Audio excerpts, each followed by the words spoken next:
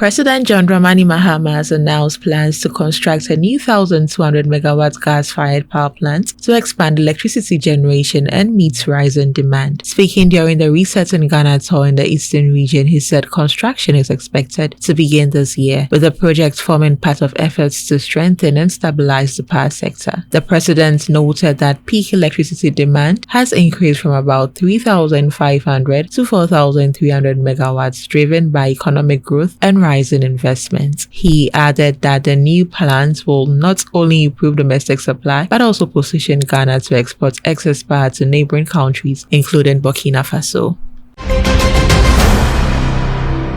The Minister for Energy and Green Transition, Dr. John Abdullahi Jinapor, says the country's electricity supply remains stable despite recent concerns following the Akosombo dam fire incident. Speaking during the President's Reset tour in the Eastern region, he commended engineers from the Volta River Authority and Ghana Grid Company for their role in sustaining and restoring power supply. He said government is installing more than 2,500 new transformers nationwide to strengthen the distribution network and improve reliability. The minister also rejected claims the rollout is inherited, describing it as part of ongoing reforms to stabilize supply and meet rising demand.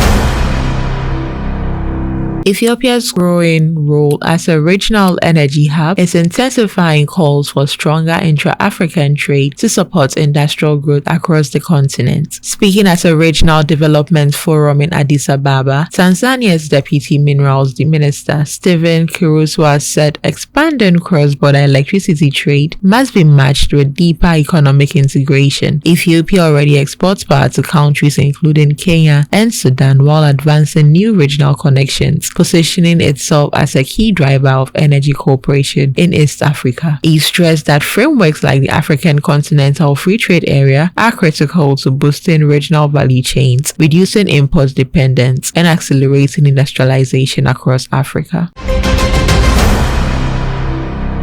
The OPEC Plus has agreed to a modest increase in oil output for June, despite ongoing disruptions to global supply caused by the Iran conflict. 7 member countries will raise production targets by 188,000 barrels per day, marking a third consecutive monthly increase. Although analysts say the impact will remain largely symbolic while shipments through the Strait of Hormuz are constrained. The disruption linked to the conflict that began in February has significantly reduced exports from key producers including Saudi Arabia, Iraq, and Kuwait, pushing global oil prices above $125 per barrel.